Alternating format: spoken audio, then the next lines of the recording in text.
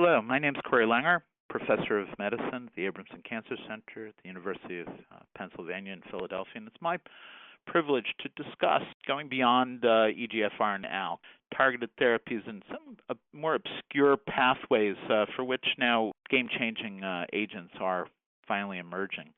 First paper by Alex Drillin from Memorial Sloan Kettering looks specifically at the role of crizotinib in patients with advanced exon 14 MET-altered non-small cell. If we recall, crizotinib was originally configured as a MET inhibitor. It was only learned later on that it was, in fact, an ALK inhibitor. We know that MET is a proto-oncogene that can activate a diverse set of mechanisms within cancer cells, leading to proliferation and metastasis. And exon 14 is found in roughly 2 to 4% of those with advanced non-small cell, 3 to 4% of non-squamous, and intriguingly 20 to 30% of those with sarcomatoid lung carcinomas. By and large, these are older patients, somewhat lower proportion of never smokers compared to those with EGFR ALK. But with next generation sequencing, increasingly we are detecting exon 14 mutations. So this was one of the first prospective phase 2 trials, Profile 1001, to look specifically at crizotinib in individuals with c-MET alterations, eligibility stipulated exon 14 mutation, no prior MET-directed targeted treatment, brain metastasis, if they had been treated, were allowed, and testing required both local molecular profiling as well as central confirmation. Patients were treated with the standard dose of crizotinib at 250 milligrams twice daily. There were 21 individuals on this study. Never smokers were 38%, so proportionately lower than we typically see.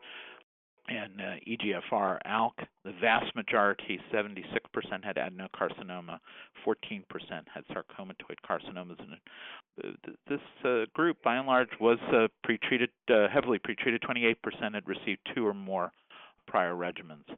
Overall response rate was 44%, 8 individuals out of 18 with a measurable tumor. Another 50% had stable disease, and these responses, by and large, were confirmed.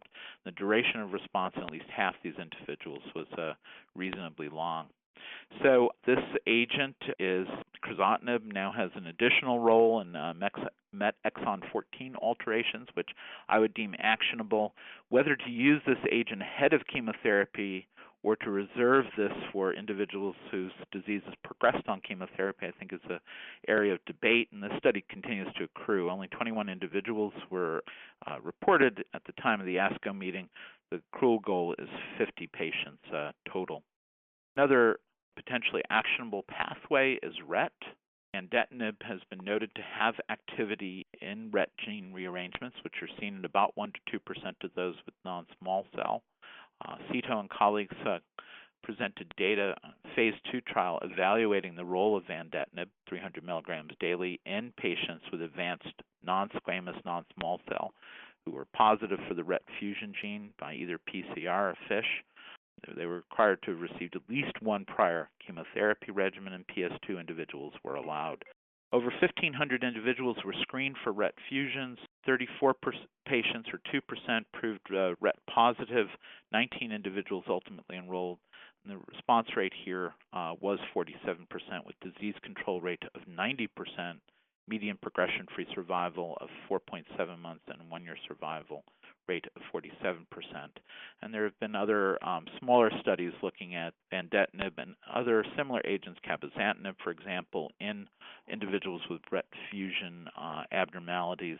The general consensus is that this is actionable, probably not frontline, but after prior chemotherapy failure, and obviously we need a lot more data. Finally, BRAF V600 mutations are found in 1 to 2% of individuals with non-small cell.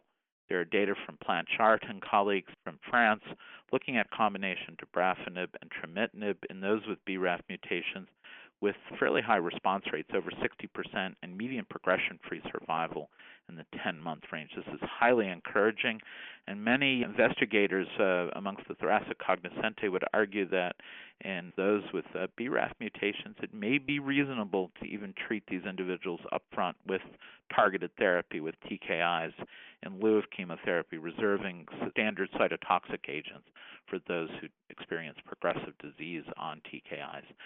As time goes on, we are chipping away at the non-small cell pie, discovering more and more relatively less common, potentially actionable molecular markers, vandetanib and RET, crizotinib and c-MET exon 14 mutations, and combination dabrafenib and trametinib for BRAF V600 mutations are examples of therapies that will be used increasingly in appropriate individuals.